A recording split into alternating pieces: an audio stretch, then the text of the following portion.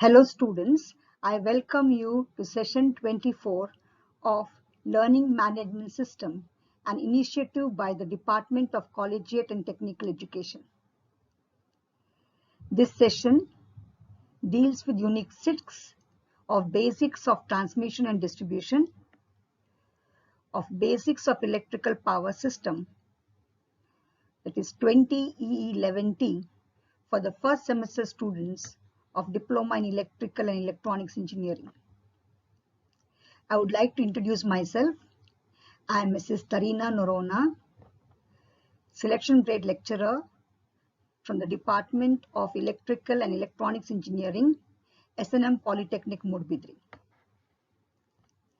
After this session, the student will be able to know the purpose of substation and receiving station, its functions, and classification of substations. Before we start the session 44, let us have a brief recap of session 43. In session 43, we studied about the distribution system. The function of a distribution system is to distribute power from the distribution substation to the ultimate consumer. So, depending upon the reliability required, we have different connection scheme for distribution system. We have the radial system, the ring main system, and the interconnected system. In the radial system, we have a substation, and from this substation, we have feeder moving away from the substation. And from this feeder, you will have a distributor from which loads have been supplied. We call it as a radial system because radius is for a circle.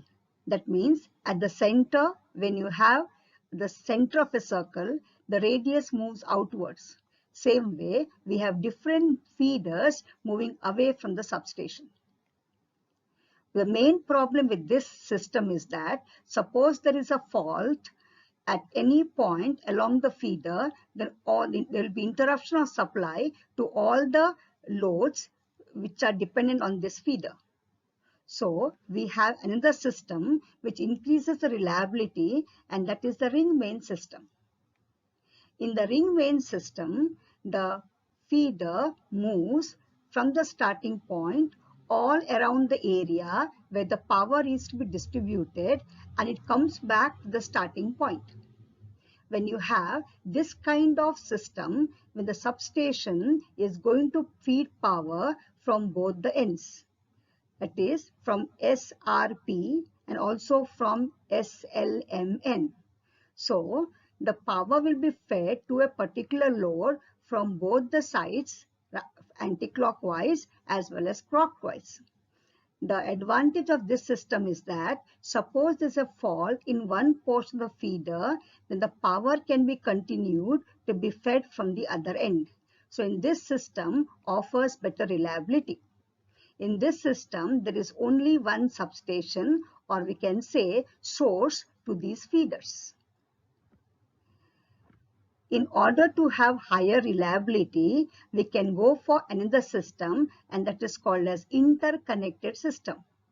In an interconnected system, we have more than one source, say S1 and S2, from where power is derived. So interconnecting substations has many advantages as it offers higher reliability, the use of older plants, and the reserve capacity can be reduced. So because of this many advantages, we have different system, and different system will have different cost.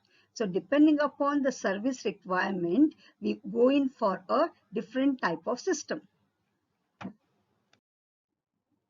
In the previous session, you also studied about feeders, distributors, and servicemen. Let us have a brief revision of what these terms mean. From a generating station or maybe from a distribution substation, power has to reach your house. And for that, we need conductors. So from the distributing substation, we will have conductors which come to your locality, to the pole mounted substation. Generally, it is at 11 kV. Along these conductors, there will be no tappings taken out. So they are called as feeder, as they feed power from the distribution substation to the pole mounted substation in your locality. Here, the power is, or the voltage level is stepped down and power is supplied all throughout the area at a lower voltage. That is a voltage of 400 volts between two phases by a three-phase four-wire system, and a voltage of 230 volts between phase and neutral. And since tappings are taken out, they are called as distributor because they distribute power. So the current to the distributor will not be a constant. From the distributor, tappings are taken out to the individual consumer. And what conductor connects the pole to your meter, house meter, they are called as a service mains.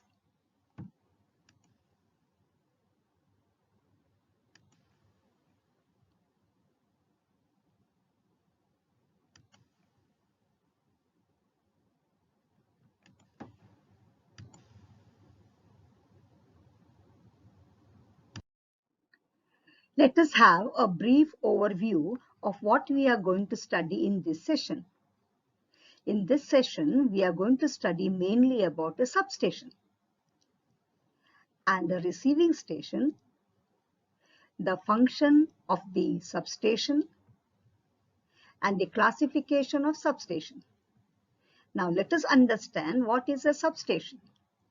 We know that generation of power takes place at a convenient locality, and the consumer may be very far from the generation end.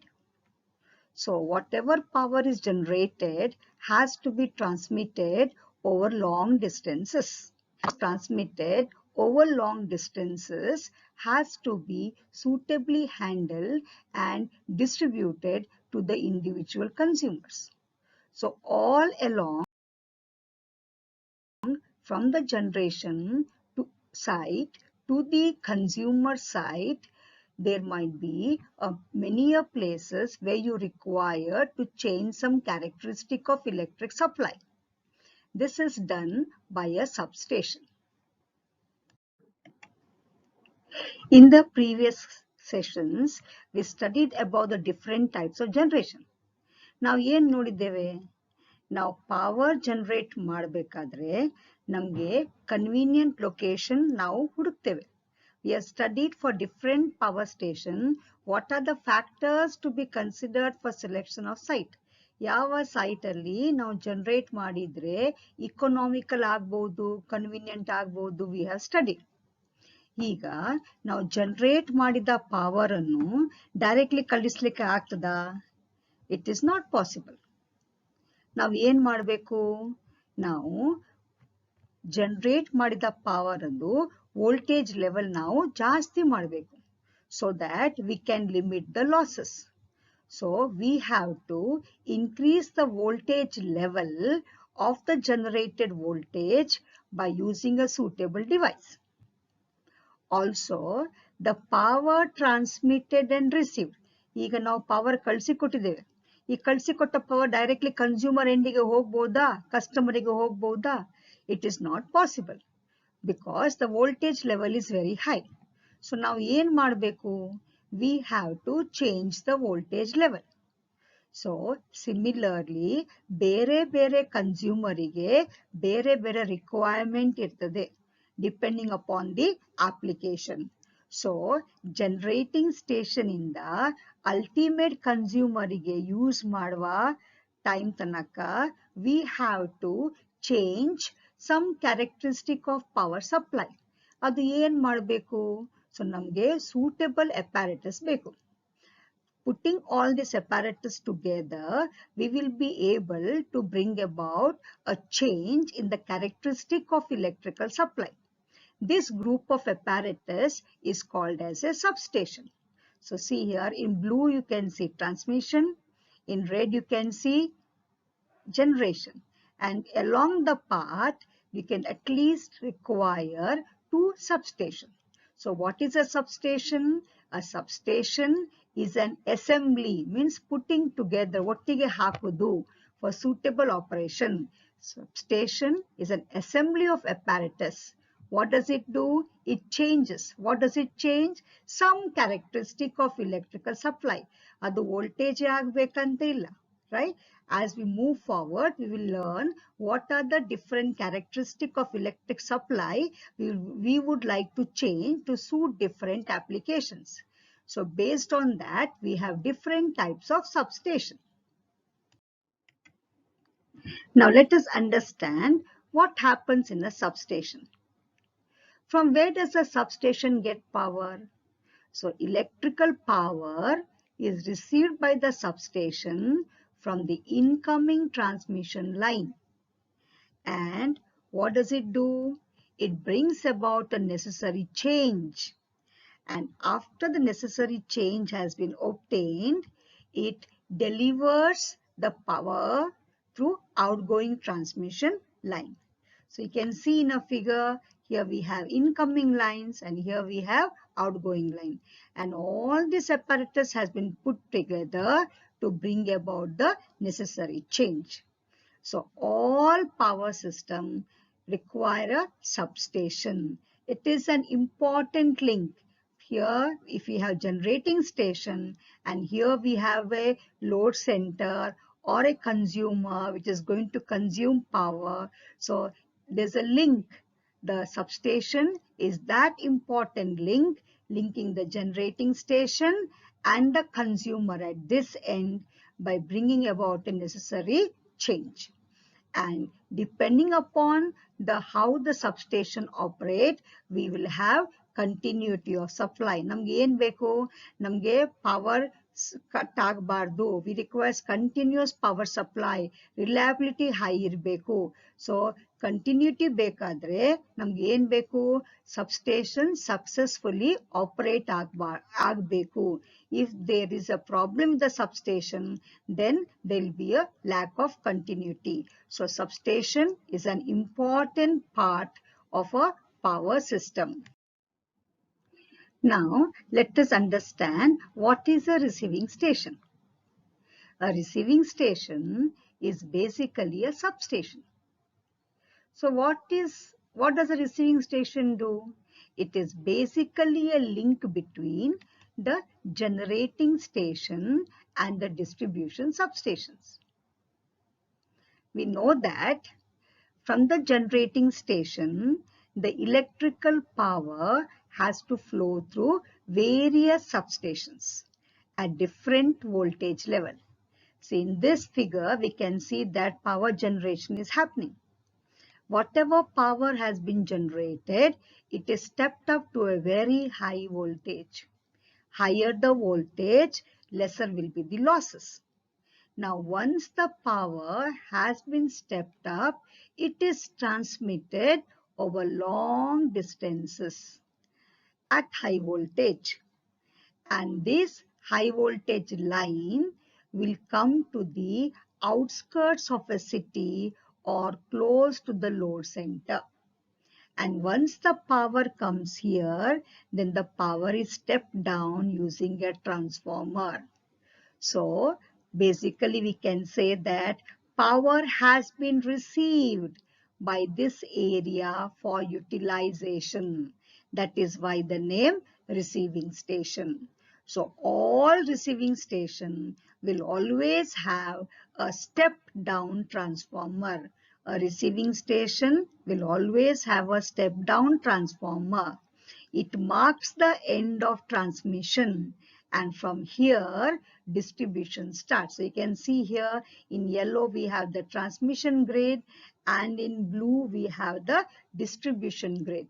So for the first time, power has been stepped down, and from here, distribution of power in stages will begin. So a receiving station is basically a substation which receives power after transmission and receives the power for distribution. We learned that a substation is basically an assembly of apparatus many equipments have been put together to bring about a change in the characteristic of electrical supply. So what does a substation do? So it changes the level of voltage from one voltage to another. Either it can increase the voltage or it can decrease the voltage, or it can also keep it same in case of switching. Then we have, it switches transmission and distribution circuits into and out of the grid system. Clear? If we want to switch off, then we can remove it, or we want to connect it. So this switching is done by a substation. It also does measurement of various parameters. We have to monitor many of parameters like voltage, current, power factor, reactive power, and so on. So all these measurements is done in a substation. Then it connects communication signals to the different circuits. It eliminates the lightning and electrical surges. We have lightning arresters connected in a substation. So they will take care of switching surges and lightning surges. It connects the electrical generation plants to the system, because generation plant need not be one. There might be many generation plants. So all are put together at a substation and power is distributed. It makes interconnection between electrical system of more than one utility, or we can say source. So these are the functions of a substation. Let us move to the next topic, that is classification of substations. There are different types of substations. So how are substations classified? There are two bases or parameters based on which classification is done.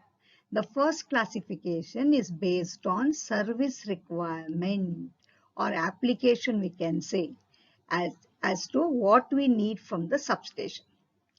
Another classification is based on the constructional features of the design.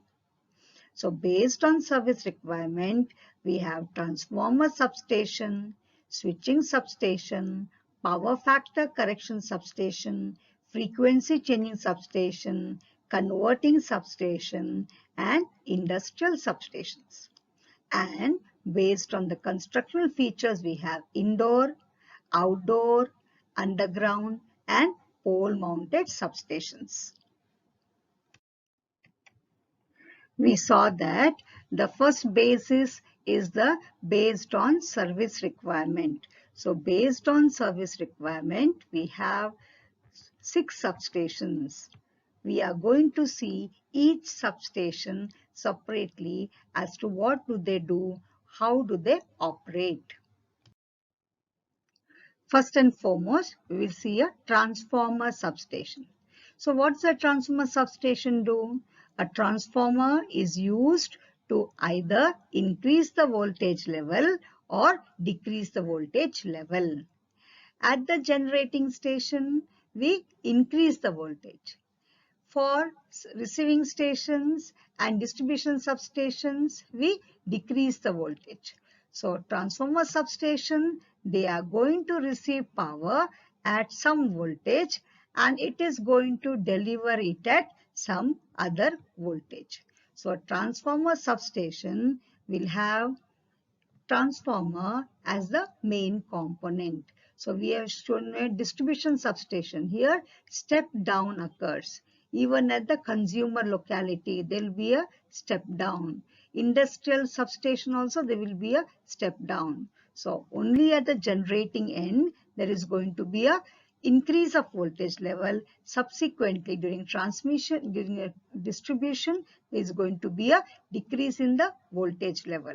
So a transformer substation mainly will have transformer as the main component, and in this substation there will be change in the voltage level, either step up or step down depending upon where it is located.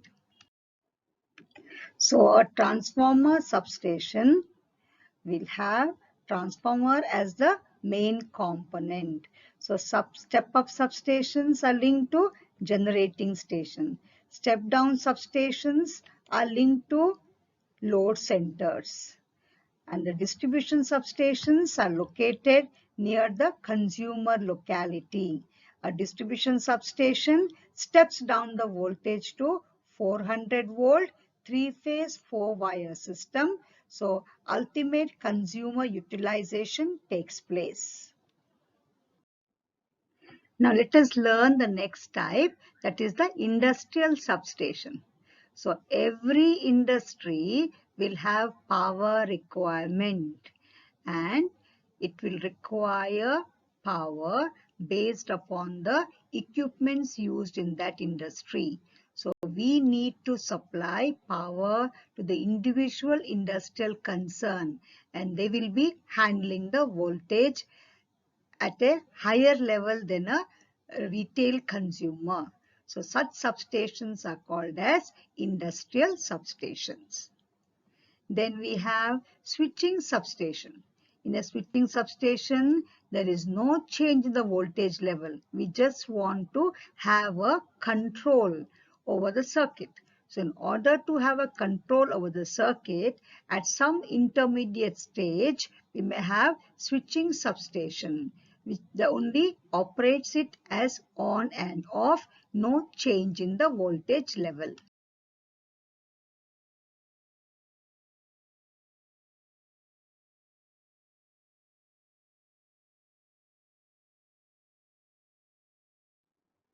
The next type is the converting substation. So what does a converting substation do? These substations convert AC power into DC power. There are many applications where DC is used, and for such application we need to convert AC into DC. So for example, electric traction, electroplating, electric welding, all these applications we have DC power requirement. So by using static converters or rotating converters, we can convert AC power into DC by suitable rectification equipments. So those substations which carry out this operation of rectification is called as a converting substation. Then we have power factor correction substation. So power factor has to be maintained in order to have efficient working of the power system. So power factor correction equipment has to be involved, and the power factor has to be improved upon. So power factor substations are located at the receiving end of transmission line. And power factor improvement is done by using synchronous condensers. So these power stations which bring about the power factor correction are called as power factor correction substation. We know that the electrical power system operates at a constant frequency of 50 Hertz. And whenever the generation process takes place, we make sure that a constant frequency is maintained. But for certain industrial application, it may be required to change the supply frequency. And this can be done with the help of a frequency changer substation. But this requirement is usually for industrial applications only.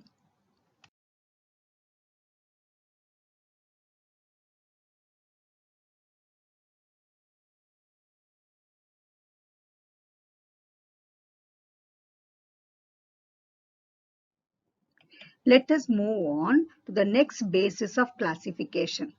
That is based on the constructional features or the design consideration. We have four different types of substations.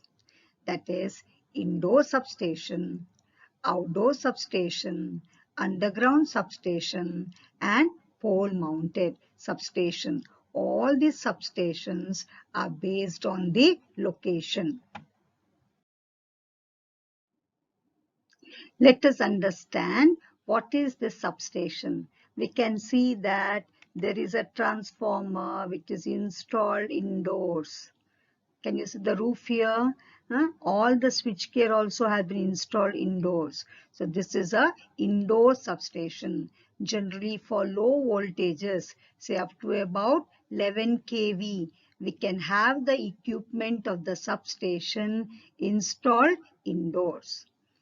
Or suppose we have conditions where the atmosphere is contaminated with impurities. ಯಾವಾಗ outdoor ಮಾಡಲಿಕ್ಕೆ ಸಾಧ್ಯವೇ ಇಲ್ಲ ಆವಾಗ up to 66 kV ತನಕ ಸಹ ನಾವು substation ಅನ್ನು indoors ಇರಬಹುದು. But above that voltage, it is not feasible to have an indoor substation. Let us understand what is a outdoor substation. You can see in the figure that all the equipments are installed outdoors. So when you have voltages above 66 kV, then you have to maintain a large distance, or we call it as clearance between the equipments. So when the clearance becomes large, it is not possible to have the substation indoors. So we have the substation outdoors. So beyond 66 kV, we'll have all the equipment installed outdoors, and that is to maintain a good clearance gap between the conductors and the switchgear which is involved for the successful operation of a substation. The next type of substation is, what do you see here? You can see that this is the ground level. There are buildings over this. So it is, the substation has been installed underground. It is called as a underground substations. So where the underground substation installed? In cities where there are high-rise building, the cost of land is very high. It is not possible to have an outdoor substation. In such condition, we have underground substation. So there is a lack of space. Then there are high-rise building, cost is high, thickly populated areas. Such substation and underground substation is created. This is a substation which all of us see every day in our locality. What we see, it is mounted above a pole, over a pole. So generally we'll have a 4-pole structure or H-pole structure, and over that a substation is mounted. It is the simplest form of a substation. It is a cheapest substation. So it is basically an outdoor substation where you have the equipment installed over H-pole or a 4-pole structure. You can see it everywhere. You don't require any permissions to go and visit it. So look around your places, locality, identify the pole mounted substation for your locality. It is a distribution substation. So this substation is called as a pole mounted substation. Let us have a brief revision of all the concepts we learned in this session. So we will have a set of MCQs. A substation can be classified according to. So what are the choices we have? Service requirement, constructional features, both service requirement and constructional features, and neither A or B. So what we learned? We classify based on service requirement as well as based on constructional features. So the answer is both A and B. Let us move to the next question. According to the service requirement, a substation can be classified as switching station, frequency changer substation, power factor correction substation, and all the above. So what we learned? There are 6 different type of substation based on service requirements, and all the above substation fall in this category of service requirement of a substation. So answer is D, that is all the above. The next question is, according to the constructional features of a substation, what we have outdoor substation, indoor substation, pole mounted, and all the above. So we learned that by constructional features we have four type of substation: outdoor, indoor, pole mounted, and underground. So all these three substations fall in the category of constructional features or design. So the answer will be all the above. Next question we have, a substation used for changing the voltage level change. This is a change in the voltage level. So we have option as transformer substation, power factor correction substation, frequency changer substation, none of the above. So what does a frequency changer substation do? Changes the frequency for industrial application. Power factor correction apparatus substation will have a power factor correction apparatus, that is synchronous condenser involved for power factor correction. But a transformer substation is used for change in the voltage level. So the answer is A, transformer substation. The next question, a group of electrical equipment used to change some characteristic of electrical power. It's a group of electrical equipment. Is it a generating station, a substation, a transmission system, or all the above? So a group of electrical equipment is basically very definition of substation. It is an assembly of apparatus or a group of electrical equipment suitably brought together to bring about a change in the characteristic of electrical supply or power. So the answer will be substation. The next question, a transformer substation can be classified as, so we have option step up substation, step down substation, both A and B, or neither A and B. So what we have, a transformer substation changes the voltage level. So it's possible to step up as well as step down. So both A and B are a part of transformer substation. So the answer will be answer C, both A and B. Next question. The voltage rating of a transformer in a pole mounted substation is. So what is the voltage level? 11 kV to 400 volt, 11 kV to 240 volt, 33 kV to 400 volt, or none of the above.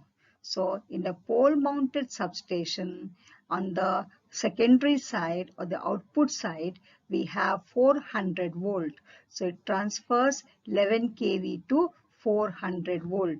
So the answer will be A, 11 kV to 400 volts. The last question, a converting substation which receives AC power and converts it to DC power to supply for electroplating, traction, electric welding, and all the above. All the above application require DC for its operation. So the answer will be all of the above. So with this we come to the end of MCQ. I would like to share with you the resources which we have used for creating this content. You can refer any of these textbooks as well as the links in order to have a better understanding. I would like to share with you the name of all my team members, and we have worked as a team for creating this content. I thank them for their timely help and guidance. Thank you for using this content. We have tried our best to create this content so that this session could be useful to you and you could understand the topic well. In case you have any suggestion for the improvement of this content, we request you to send a email to lms.dtek@gmail.com. Thank you.